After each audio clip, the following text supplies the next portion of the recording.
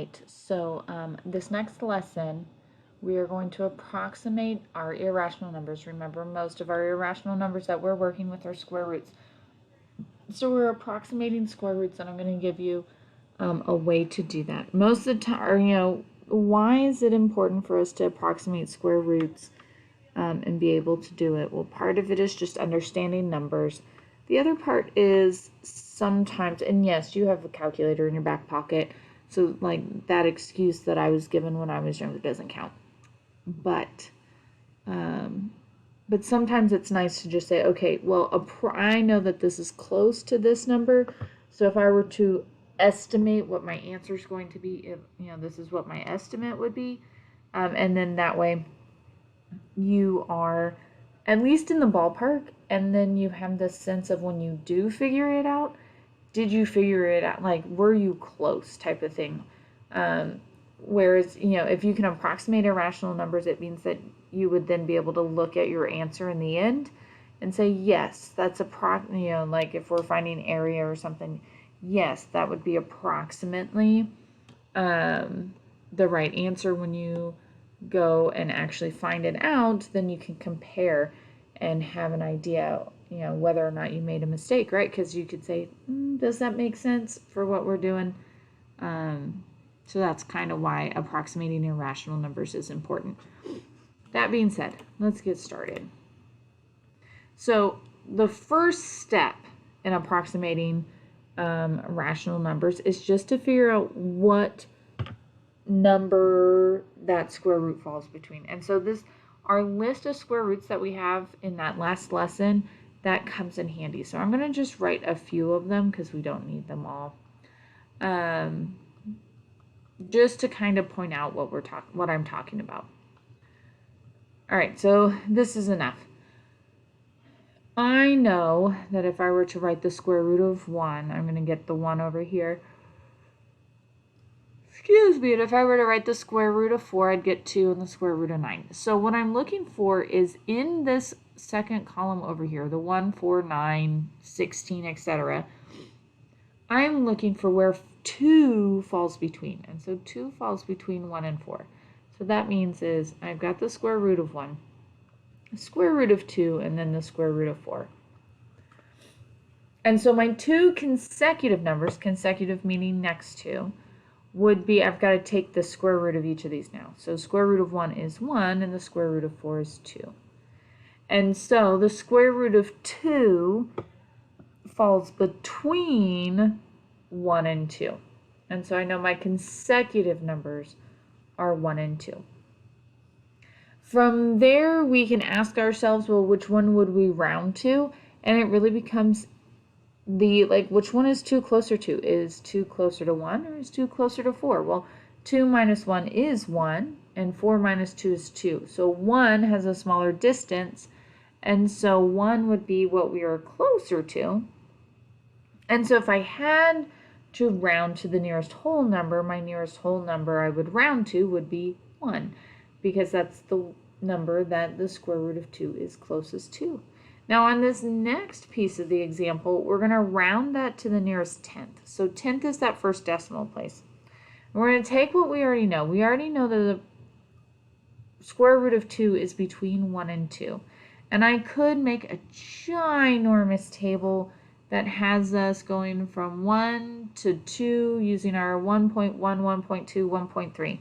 The thing is we already know that the square root of 2 is closer to 1. And so I'm just going to start with 1, right? It's still going to be pretty long. And I'm going to square that, and we already know gives us 1. And then I'm going to take 1.1, and I'm going to square that answer. Now, why am I squaring it? Because I want to know, I'm going to get decimals down here, but I want to know what is 1.1 squared, and how close to my 2 is it? So I'm going to come off to the side, because you were still not using calculators. Because this, again, on your non-calculator portion of your state test. And I'm going to take 1.1 times 1.1, which is like taking 11 times 11, so we get 121, and then my 2 decimal places. I can do that with these. Otherwise, I would do 1 and 1, and my placeholder 1 and 1. but I know that 11 times 11 is 121. I have 2 decimal places, so I have 2 decimal places. So 1 squared is 121. Not quite at 2, so I need to do another one. I'm going to do 1.2 squared. So I'm going to take 1.2 times 1.2. And so 2 times 2 is 4. 2 times 1 is 2. Placeholder, 1 times 2 is 2. My brain farted there. 1 times 1 is 1. So I end up with 144. And then 2 decimal places, so 1.44. So I'm closer to the 2, but I'm still not at 2, right? So now I'm going to do 1.3 squared. So we're going to do 1.3 times 1.3. We get 9, 3, placeholder, 3, 1, 9, 6, 1, 2 decimal places, so 2 decimal places. So I end up with 1.69. Getting closer, still not there. So we're going to do 1.4 squared. 1.4 times 1.4. 16, carry the 1, 4, 5. Placeholder, 1 times 4 is 4, 1 times 1 is 1. 6, 9, 1. 2 decimals, 2 decimals. And I end up with 1.96. Still, now here I'm closer, but I'm still not there. So 1.5 squared is where I go next. I'm going to take 1.5 times 1.5. We get 25, carry the 2, 5, 6, 7. And then 5, 1, and then 5, 12. No, don't go away. And 2. And then my 2 decimal places makes that 2.25. All right, so at this point, I have now crossed the 2 threshold, which means that my square root of 2 falls between 1.96 and 2.25, because in between 1.4 and 1.5 is the number that when I square it gets me 2. So now I've got to decide what is the nearest 10th, right?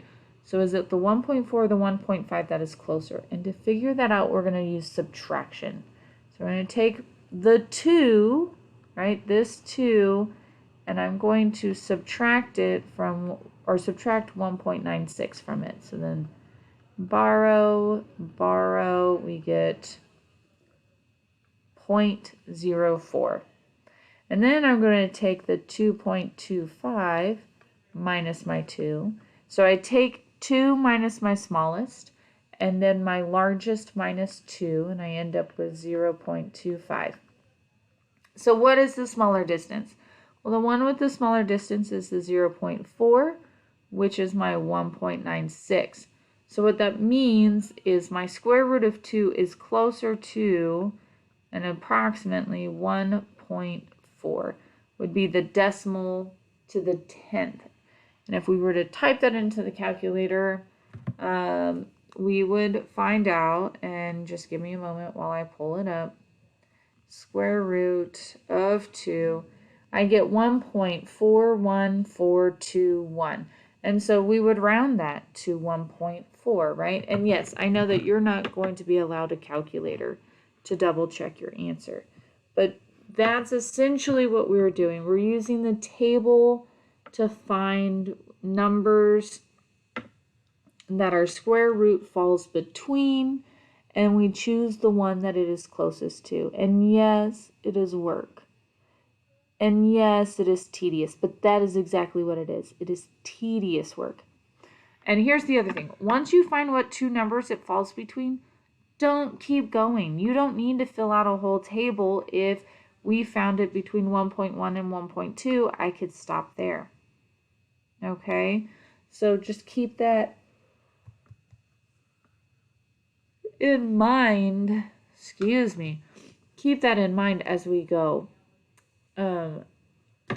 We are just going to the nearest 10th. I'm going to make a second video that just continues this process, gives us another example on how to use logic to help us figure out these problems to where maybe we do a little less or not have to do as much work.